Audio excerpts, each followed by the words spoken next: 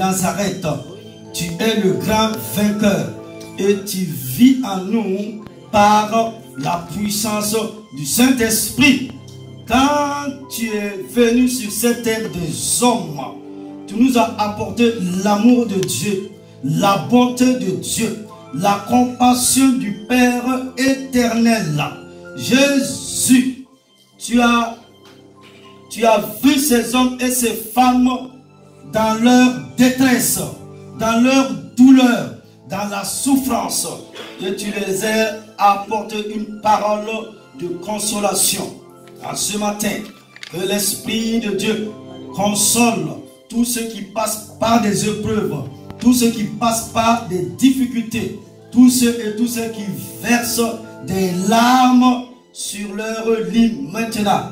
Que l'onction de Dieu brise toujours maintenant et recevez la grâce de Dieu. Je prie que cette parole excellente, cette parole qui est esprit, lumière et vie, te saisisse et tu ne seras plus jamais la même personne. Au nom puissant de Christ Jésus de Nazareth, que quelqu'un dise Amen, Amen. Jésus. Alléluia, alléluia. Veuillez vous asseoir, s'il vous plaît.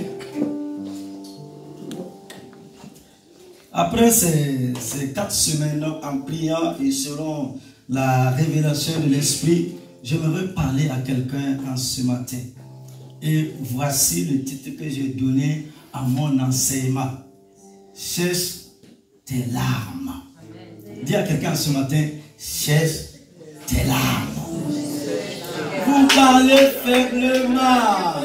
Alléluia. Cherche tes larmes. Car tu as un Dieu. Amen. J'ai déjà fini de prêcher.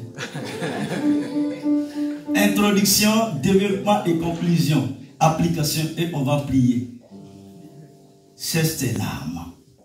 Et comme texte biblique de référence, nous lisons dans le livre du prophète Jérémie au chapitre 31, les versets 25. Voici ce que nous dit le prophète Jérémie. Car je rafraîchirai l'âme altérée et je rassasierai toute âme languissante. Notre deuxième texte, cette fois-ci dans le livre des Lamentations de Jérémie, au chapitre 3, versets 21 à 26. Un prophète qui se lamente, cherche tes larmes. La Bible dit ceci: voici ce que je vais repasser à mon cœur, ce qui me donnera de l'espérance. Les bontés de l'Éternel ne sont pas épuisées. Ses compassions ne sont pas à leur terme. Verset 23. Elles se renouvellent chaque matin. Oh, que ta fidélité est grande. L'Éternel est mon partage, dit mon âme. C'est pourquoi je vais espérer en lui. L'Éternel a de la bonté pour qui espère en lui, pour l'âme qui le cherche. Verset 26. Il est bon d'attendre en silence le secours de l'Éternel. Quelqu'un peut encore acclamer la parole de Dieu à ce matin? Oh, alléluia. Gloire à Dieu. Il est bon d'attendre en silence le secours de l'Éternel Dieu des armées. Amen. Nous connaissons tous des temps de preuve. Personne n'y échappe. La vie est ainsi faite et ces temps de preuve jouent un rôle bien précis dans nos vies. Lors d'un événement traumatisant, l'émotion que l'on ressent est associée à une production complexe d'hormones et de toxines. Certaines plongent la personne concernée dans la tristesse et la douleur. Tandis que d'autres ont pour effet de fixer l'événement dans la mémoire. Dans les années 1980, une étude a montré que les larmes d'émotions négatives étaient chargées en toxines. Si pleurer soulage, c'est au moins en partie grâce à l'évacuation de ces toxines par les larmes. Il est difficile et humain de ne pas toujours réussir à demeurer serein face à des événements traumatisants. Et face à des événements difficiles, beaucoup d'entre nous proclamons la prière dite de la sérénité. La voilà. Mon Dieu, donne-moi la sérénité d'accepter les choses que je ne puis changer. Le courage de changer les choses que je peux. Et la sagesse d'en connaître la différence. L'auteur de cette prière n'est pas clairement établi. Lorsque vous effectuez des recherches, il s'agit tantôt du théologien américain protestant Renold Niebuhr, tantôt d'un moine au Moyen Âge. Cette prière dite de la sérénité nous invite surtout à nous relever après des événements traumatisants. Tu es tombé, il importe plus que tu te relèves, comme le disait le 16e président des États-Unis d'Amérique, Abraham Lincoln. Facile à dire, me direz-vous, car lorsque nous sommes en proie à des situations difficiles telles que le divorce, la perte d'un être cher, la faillite de notre entreprise ou une maladie qui nous a toute capacité à nous projeter dans l'avenir, tout peut devenir bien plus compliqué. Pourtant, le Seigneur est le meilleur soutien pour nous aider à redémarrer dans la vie, pour raviver notre enthousiasme, ressusciter notre espérance et changer notre situation. Parce qu'avec le Dieu que nous prions, la fatalité n'existe pas, car il ordonne et la chose arrive. Psaume 33, 9. Hommes frères, c'est ce que je vous propose de voir au cours de l'enseignement de la matinée en 3 points. Premièrement, Dieu n'ignore aucune de nos douleurs et est le seul capable de suer toutes nos larmes. 1. Le Seigneur ne contourne pas notre douleur. Waouh! Le Seigneur Jésus ne contourne pas notre douleur. Dans sa grâce, Dieu ne nous évite pas lorsque nous sommes affligés. Que dit-il dans sa parole? Heureux ceux qui pleurent, car ils seront consolés, a dit Jésus dans Matthieu au chapitre 5, le verset 4. Notre peine n'effraie pas Dieu. Elle ne le trouve pas au point qu'il aura envie de nous éviter, comme pourrait le faire un ami qui se sent impuissant. Aujourd'hui, si nous n'avons plus la force de prier et que les pleurs remplacent les mots, sachez que Christ recueille nos larmes en son sein, car elle exprime vos supplications et votre désespoir.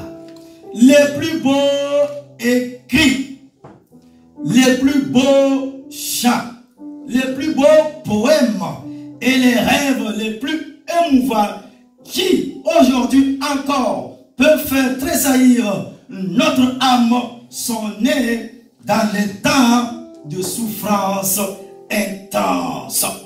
Prenons l'exemple des psaumes de David que nous ne nous lassons pas de relire pendant nos périodes de souffrance.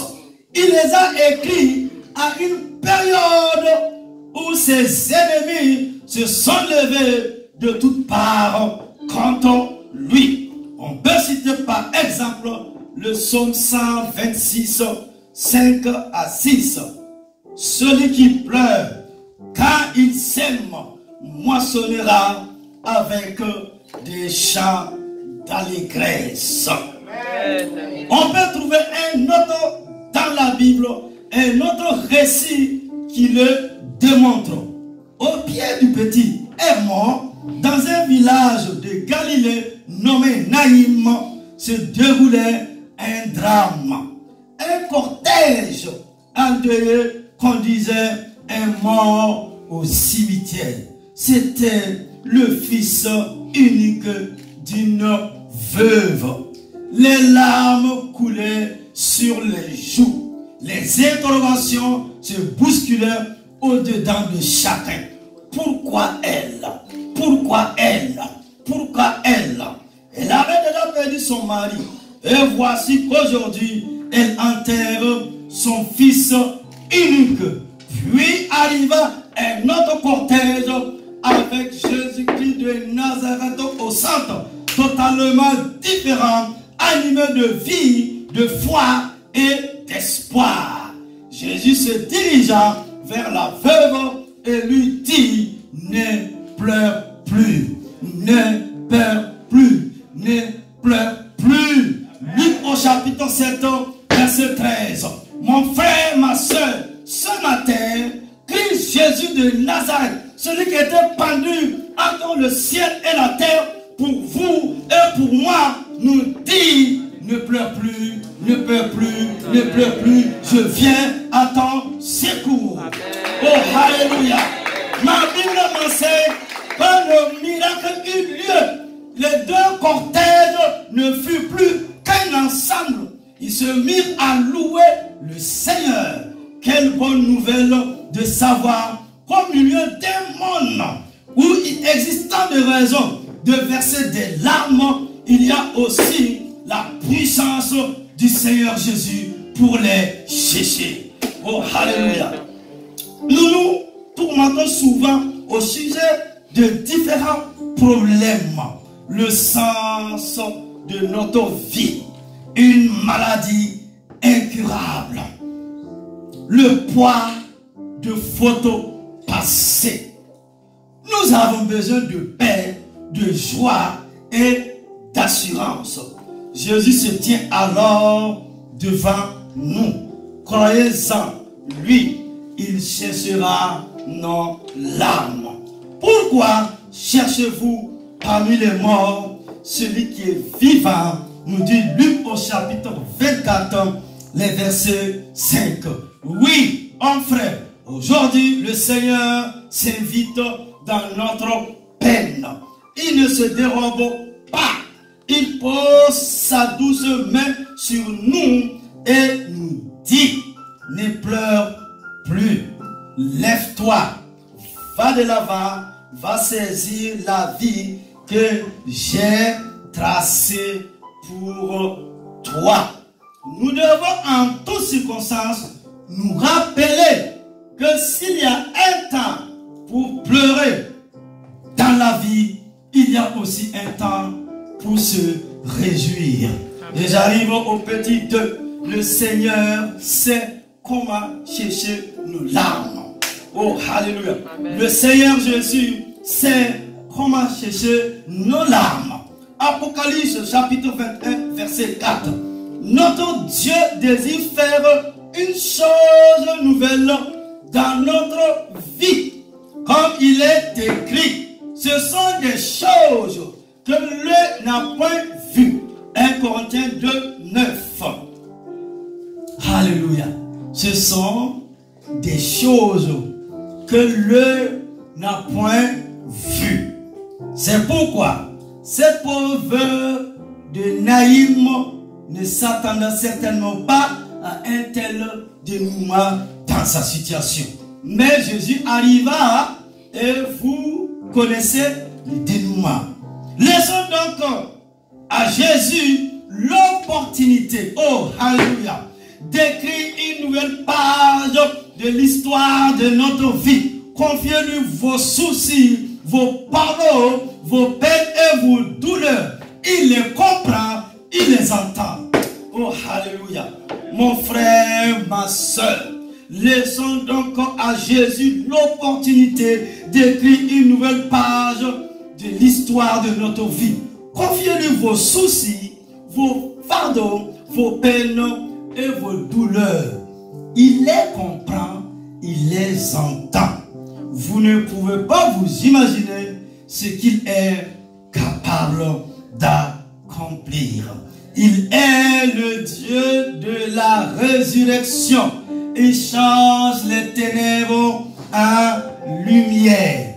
Croire la promesse de Dieu, c'est la voir s'accomplir dans notre vie, en l'accueillant notamment comme véritable source de vie, comme consolation pour notre âme. Croire, c'est laisser Dieu. Je dis, croire, ma soeur, mon frère, croire, c'est laisser Dieu, le Dieu de gloire, le Dieu tout-puissant, le Dieu créateur, le Dieu merveilleux, dès à présent d'essuyer toute larme de nos yeux, car lui, le Dieu consolateur, sait comment essuyer toutes nos larmes. Et j'arrive au grand 2. Deuxièmement, plusieurs personnages de la Bible ont expérimenté sa présence dans l'affliction. Oh, alléluia. C'est dans l'affliction que tu as appelé à expérimenter la présence de Jésus dans ta vie. Le Père de notre Seigneur Jésus-Christ est un Dieu qui nous console dans toutes nos afflictions. Nous dit la Bible dans 2 Corinthiens chapitre 1 verset 4, et qui essuie nos larmes. Les afflictions qui peuvent toucher l'enfant de Dieu sur le chrétien sont multiples. C'est peut-être comme Anne, la douleur de la stérilité.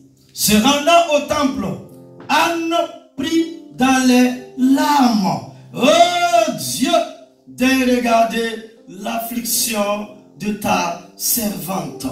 1 Samuel chapitre 1 verset 11. La trahison d'un proche ou d'un ami comme le vécu David et Jésus-Christ. La perte d'un être cher comme ce fut le cas de Jacob pour Joseph, son fils qu'il croyait mort. Une injustice due au fait que l'on appartient à Christ. Vous avez reçu, dit l'apôtre Paul aux Thessaloniciens, la parole au milieu de beaucoup d'afflictions. Waouh! 1 Thessaloniciens 1, 6. Une épreuve particulière qui est due à la correction de Dieu. Faisant parler Jérusalem, le prophète Jérémie dit: l'Éternel m'a affligé au jour de son ardente colère. Lamentation de Jérémie au chapitre 1, verset 12.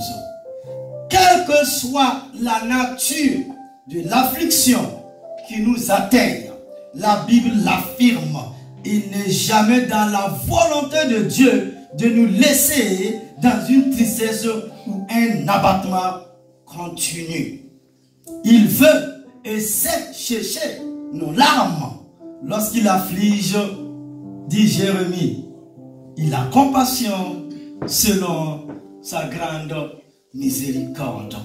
les déclarations de Dieu dans la Bible, qui est sa parole, sur sa volonté de consoler son peuple, sont multiples. Ésaïe 49, verset 13 à 15. On peut, comme si on pensait un moment que Dieu nous a abandonnés. C'est chose impossible.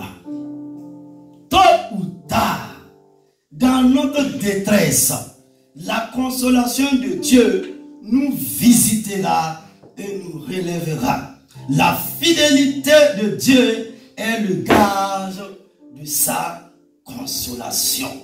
Ésaïe 61, verset 1 à 3. La consolation de Dieu est au cœur du programme de la grâce. Programme que Jésus a repris en son compte lorsque la première fois il prit la parole en public dans la synagogue de Nazareth.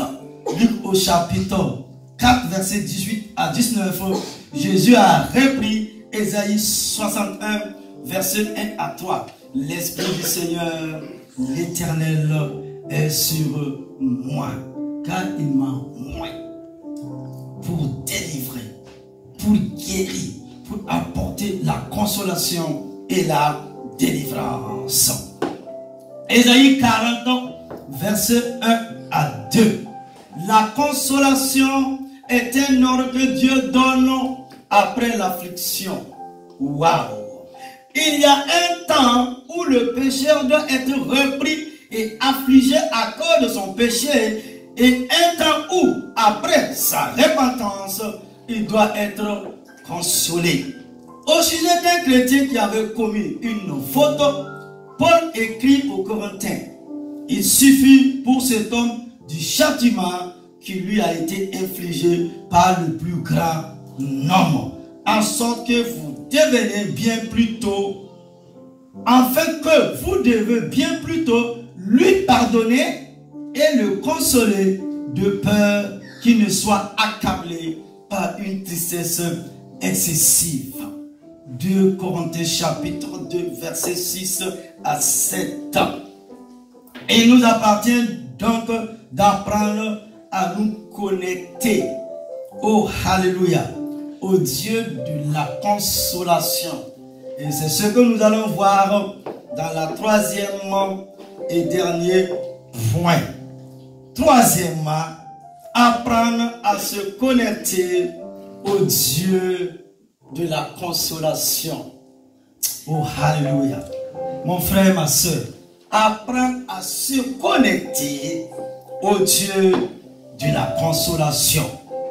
Si Dieu se présente à nous sous les traits du consolateur, c'est qu'il y a des situations dans la vie du peuple de Dieu ou de certains hommes qui, en termes de douleur, sont hors de portée de consolation humaine. Dieu seul peut, ma soeur, mon frère, Dieu seul peut, par son esprit, descendant dans la fosse de la détresse dans laquelle est plongé un homme ou une femme, pour venir le chercher et le relever. Waouh! Voyons quelques exemples bibliques de personnes inconsolables que Dieu est venu relever. Il y a le cas de Jacob. Après que ses fils lui aient rapporté la tunique ensanglantée de Joseph, tous ses fils et toutes ses filles vinrent, est-il dit, pour le consoler. Mais il ne voulut recevoir aucune consolation. Entre parenthèses, je me demande bien ce que pouvaient lui donner comme parole de consolation les frères de Joseph. Eux qui étaient coupables de l'avoir vendu à un marchand d'esclaves. Jacob, le patriarche, disait, c'est en pleurant que je descendrai vers mon fils au séjour des morts. Genèse 39, 35.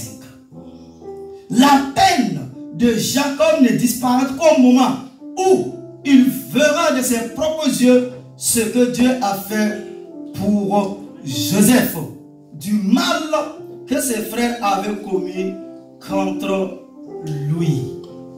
Waouh!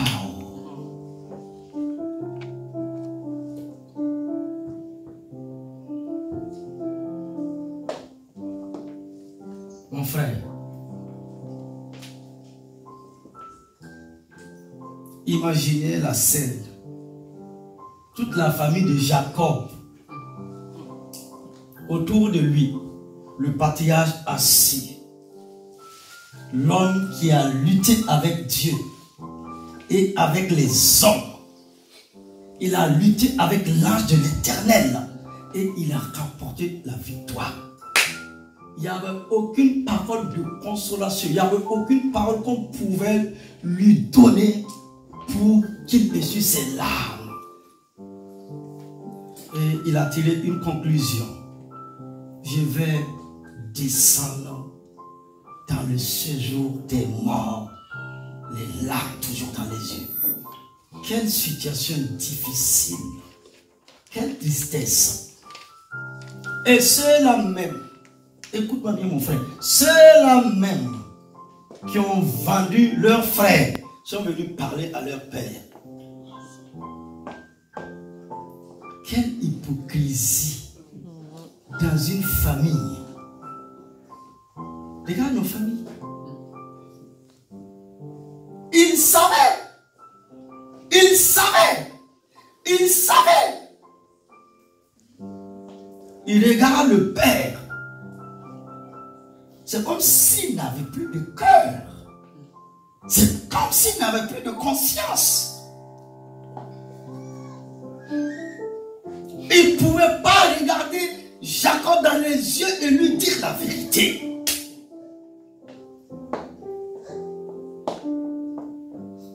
Il y a des situations dans nos vies là. Non. Tu pleures. Et tu n'arrives pas à pardonner. Comme j'avais prêché, pardonner l'impardonnable. Oh, alléluia. Je suis encore sur ce thème. Et je vais faire sortir un livre. Le chemin du pardon et de l'amour. Il y a de ces situations-là, nous devons les déposer aux pieds de Dieu.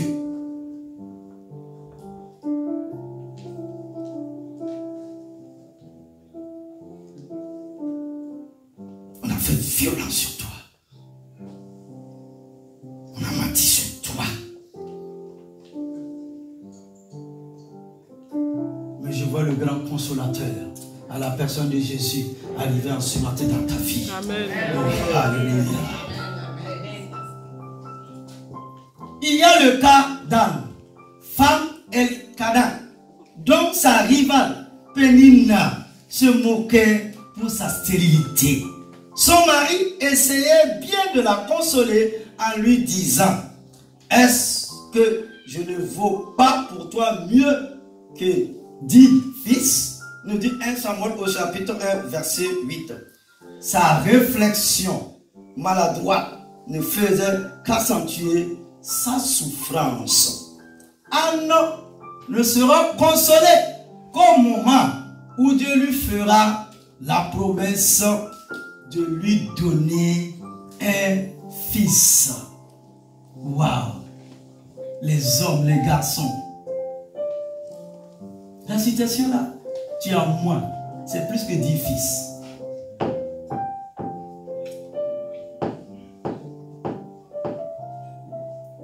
Donc mon ami, ma soeur, donc il y a des paroles de consolation là, ça ne marche pas. Elle a dit, tu as 2 femmes, même si je ne te donne pas des enfants, elle t'a déjà donné des enfants. Imaginez l'humiliation. Chaque jour de sa vie, elle ne faisait que pleurer. Et elle est allée dans la maison de Dieu, comme vous et moi en ce matin. Elle dit, ma consolation, ça sera Dieu quand tu vas me donner mon fils. Oh, alléluia.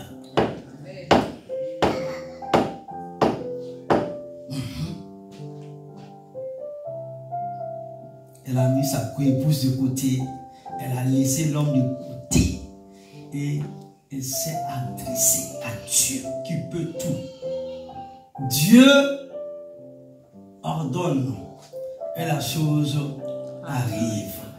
C'est pourquoi ce matin, comme Anne, reçois ton enfant au nom de Christ Jésus de Nazareth.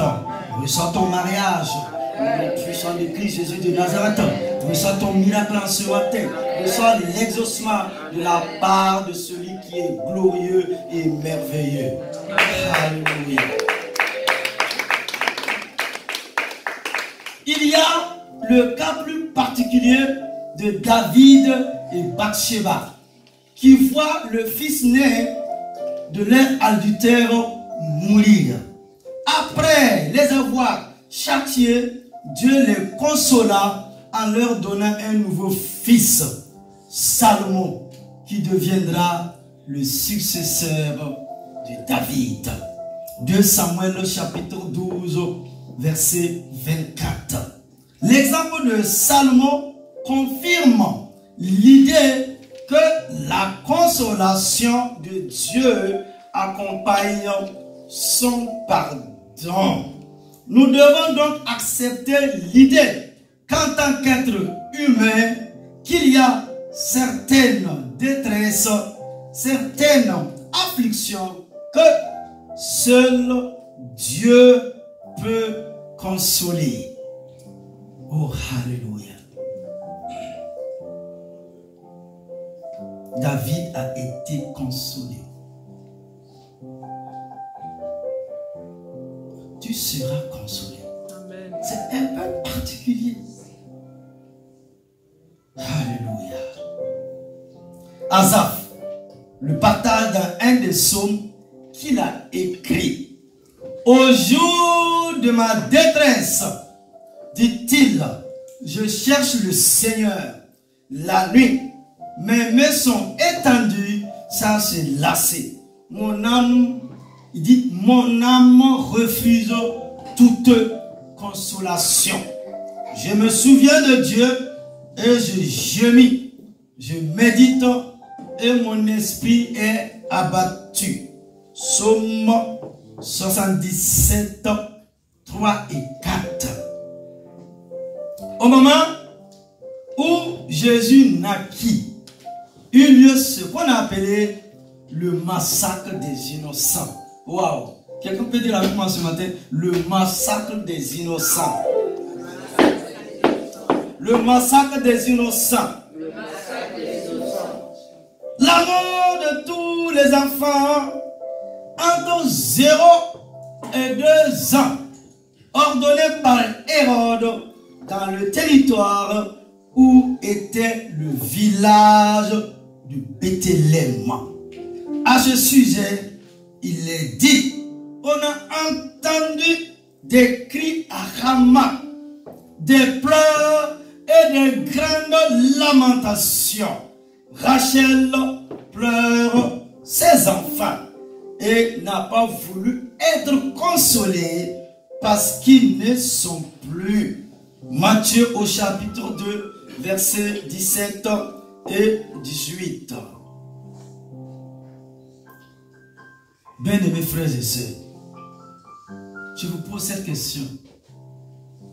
Qui d'entre nous pourrait être à la hauteur pour consoler une mère qui vient de voir sous ses yeux son fils égorgé, sa famille décimée? Qui?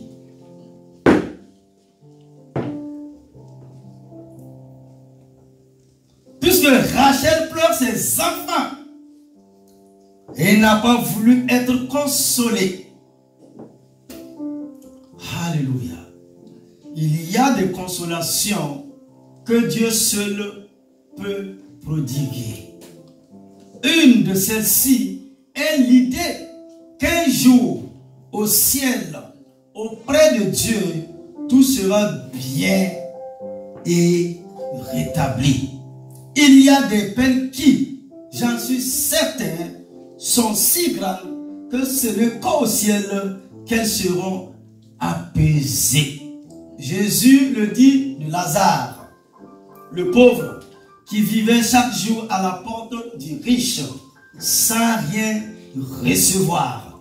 Alors qu'il se trouve de l'autre côté, Dieu lui dit, mon enfant, souviens-toi que tu as reçu tes biens pendant ta vie et que Lazare a eu les maux pendant la sienne. Maintenant, il est ici consolé et toi, tu souffres. Luc au chapitre 16, verset 25. Oui, dit encore Jésus, heureux sont les affligés, parce qu'ils seront consolés. Matthieu au chapitre 5, verset 4. Mais malheur à vous riches, car vous avez votre consolation. Et Luc au chapitre 6, verset 24. Je ne sais pas comment sera le ciel, mais je trouve tout à fait juste et équitable que les croyants qui auront le plus souffert ici-bas soient ceux qui soient le plus consolés au ciel dans la gloire. La Bible nous apprend donc que c'est à travers les épreuves, les difficultés, les larmes, les angoisses que nous sommes transformés. Dans 1 Pierre au chapitre 5, verset 10, nous pouvons lire ceci. Le Dieu de toute grâce, après que vous aurez souffert un peu de temps, vous perfectionnera lui-même, vous affermira, vous fortifiera, vous rendra inébranlable. Lorsque nous faisons face à de profondes souffrances, nous avons deux possibilités. Rester captif de la douleur ou ouvrir notre cœur à Dieu. Alléluia. Tu as deux possibilités.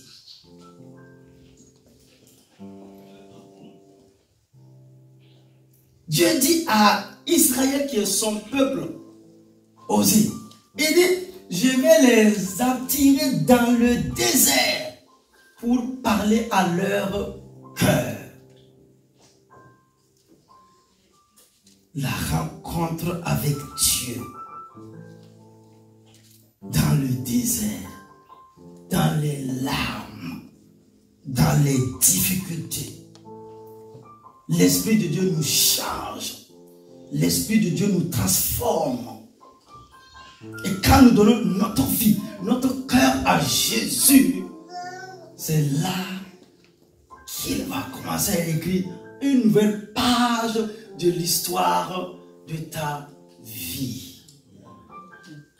Tu as deux possibilités. Soit de dire non, non, non, non, non, non, non, non, non. Non, non, non, non, non, non. Se lever dans la prière ou de sombrer.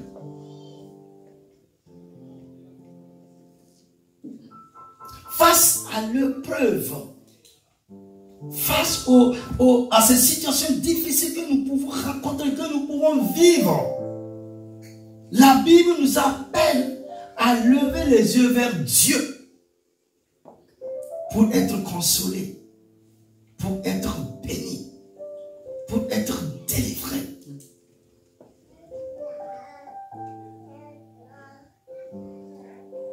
C'est ça.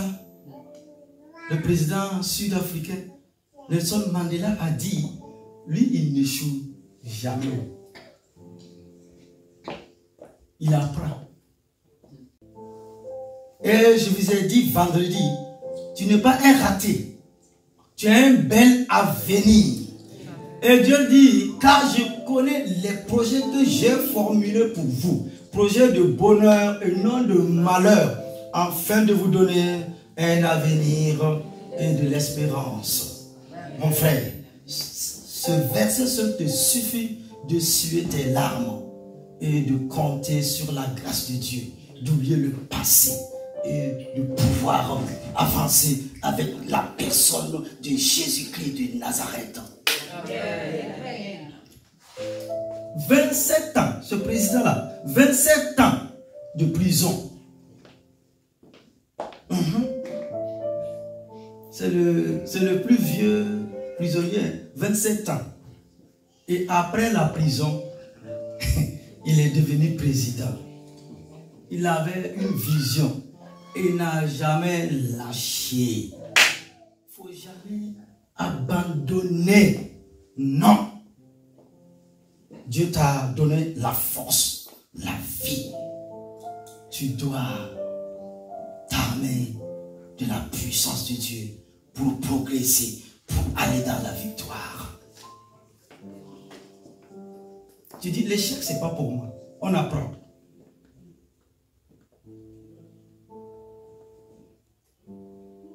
Et un vendredi, vous vous rappelez, je vous ai parlé de celui qui a inventé la lumière. Qui se rappelle de son nom? Dites-moi, j'ai dit quoi?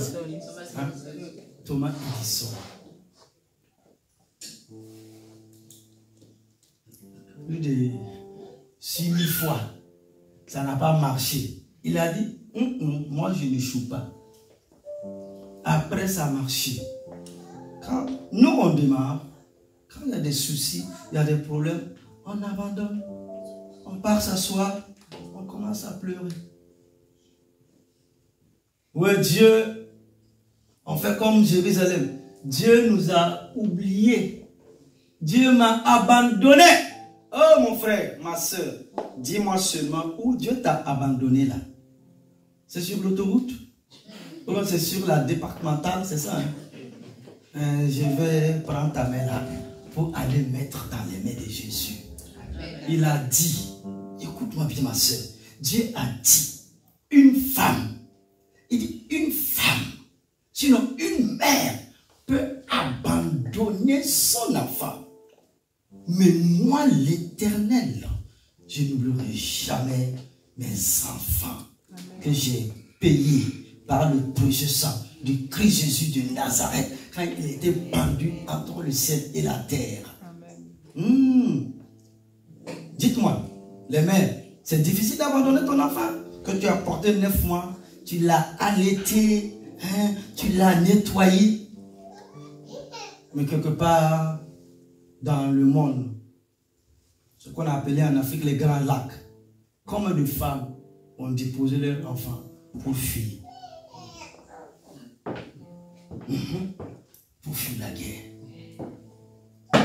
Mais Dieu, lui, il dit, je ne t'abandonnerai jamais.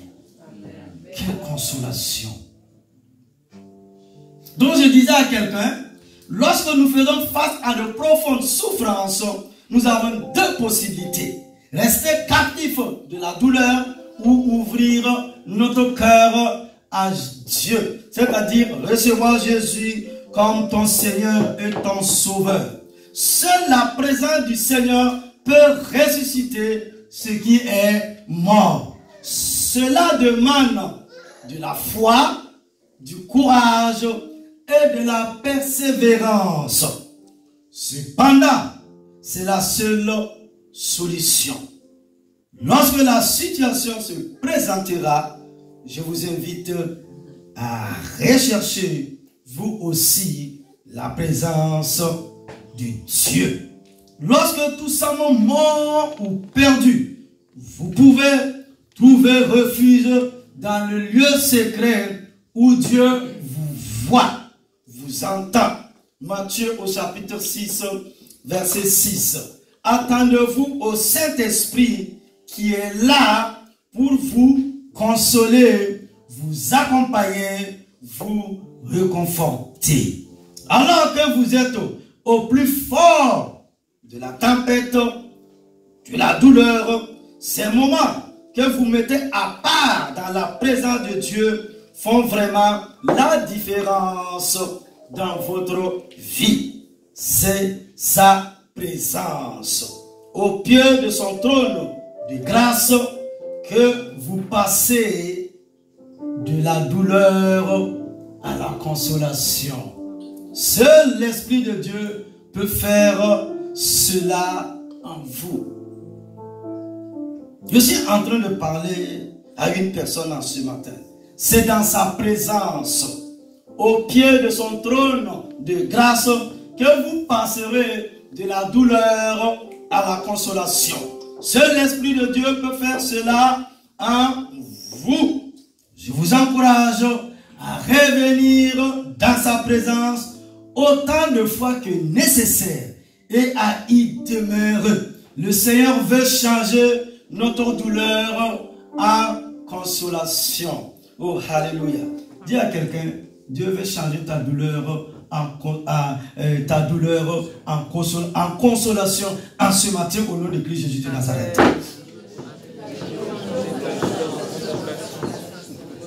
Dieu veut changer, le Seigneur veut changer notre douleur en consolation.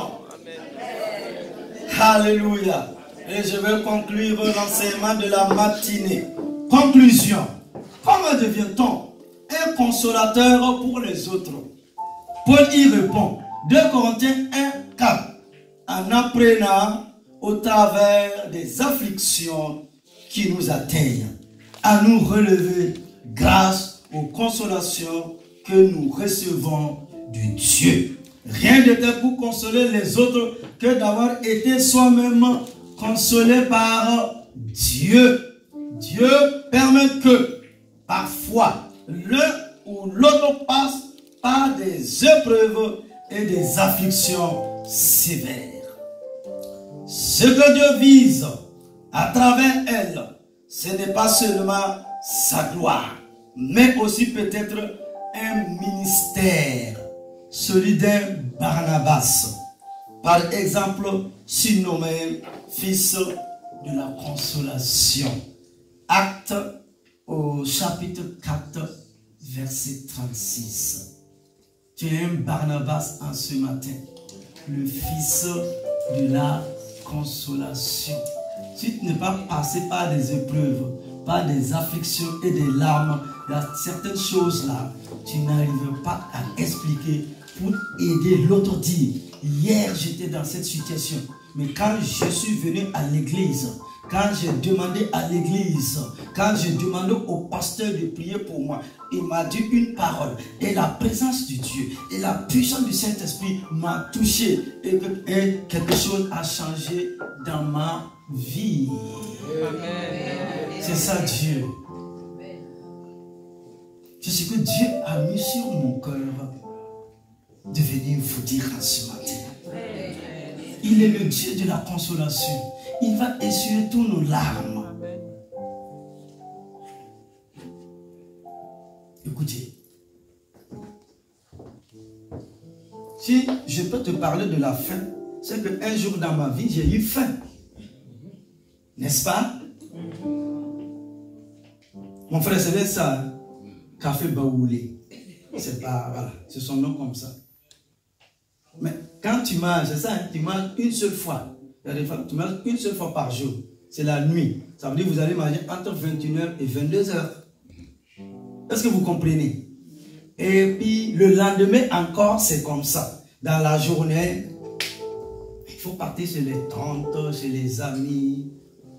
Je ne sais pas chez vous, en Europe ici, aux Antilles, quelque part dans le monde. Une seule fois.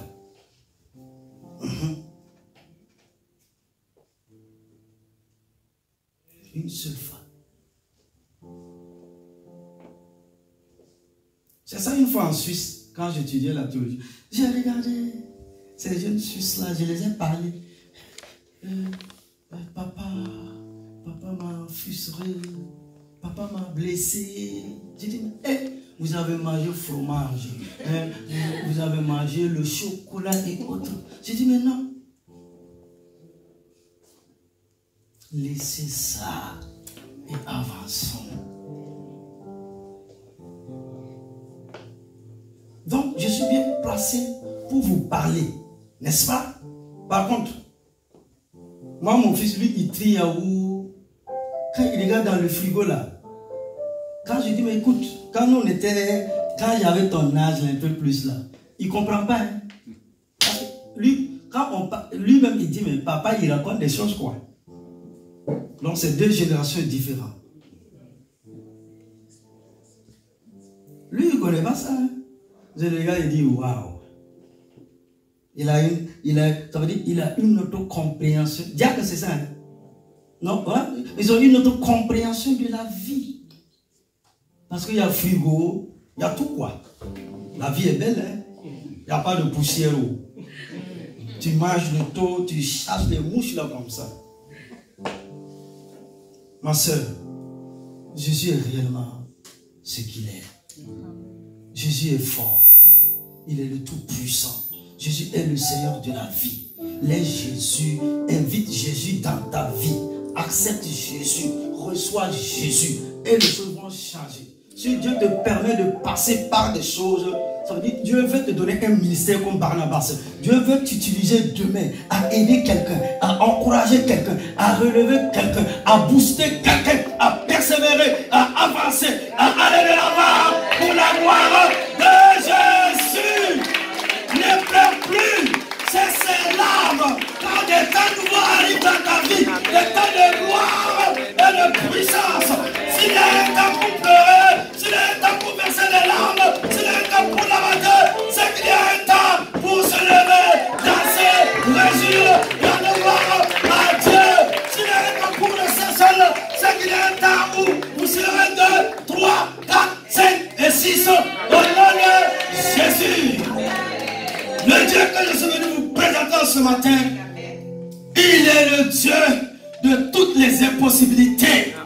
Jésus-Christ, c'est le grand spécialiste des cas impossibles. Oh, alléluia. Et sur tes larmes, espère en l'Éternel. Alléluia. À retenir. Qu'est-ce que nous pouvons retenir de l'enseignement? Premièrement, le Seigneur s'invite dans ta peine.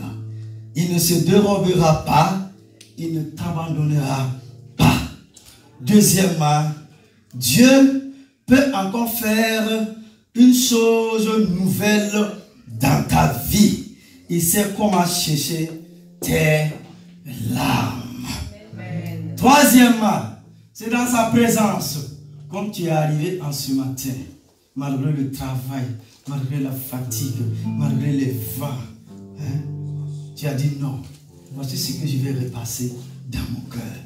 Tu as payé un prix, comme tu as honoré l'Éternel Dieu des armées, lui aussi, il est prêt à t'honorer, il est prêt à ouvrir le ciel, il est prêt à t'envoyer l'exaucement, ton miracle. C'est dans sa présence, au pied de son trône de grâce, que nous passons de la douleur à la consolation et qu'il cherche nos larmes. Tiens-toi debout, mon frère, ma soeur, et nous allons prier. Tiens-toi debout.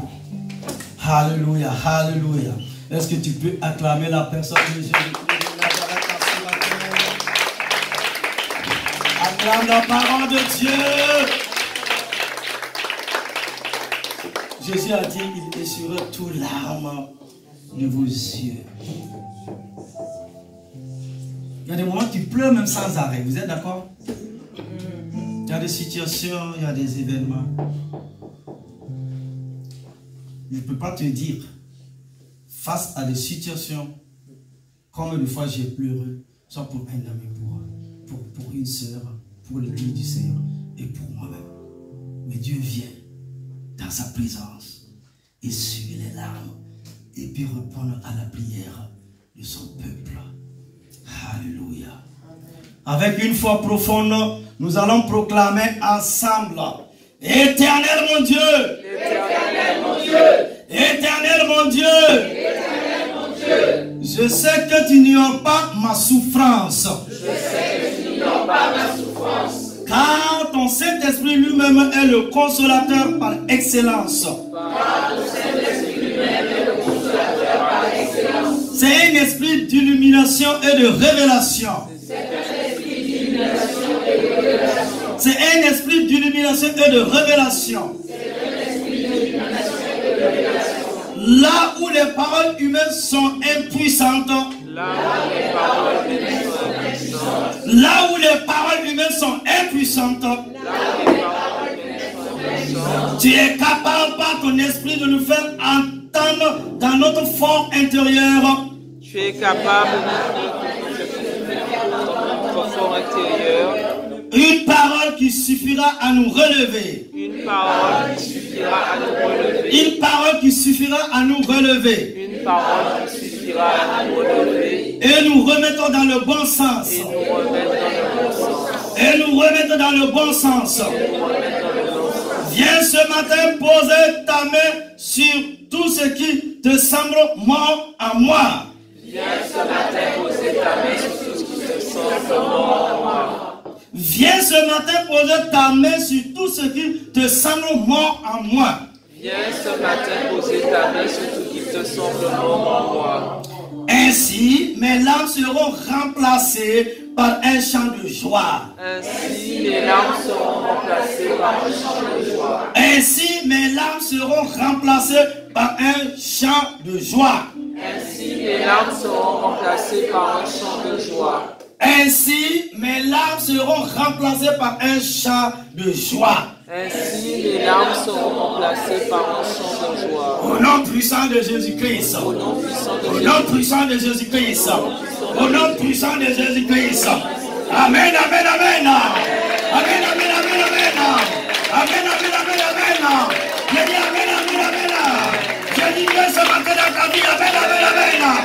Je dis viens essuyer tes larmes. Amen, amen, amen. Tu es passé par des situations difficiles. Je dis que te délivrer ce jour. Amen, amen, amen. Amen, amen, amen. Jésus est ta guérison. Amen. Jésus est ta délivrance. Jésus est ta gloire. Jésus est présent. Jésus est en train de mener un combat pour toi. Afin que tu rentres dans ta destinée. Afin que tu rentres dans ton bel avenir maintenant. Rends grâce à Jésus-Christ de Nazareth. Rends grâce à Dieu.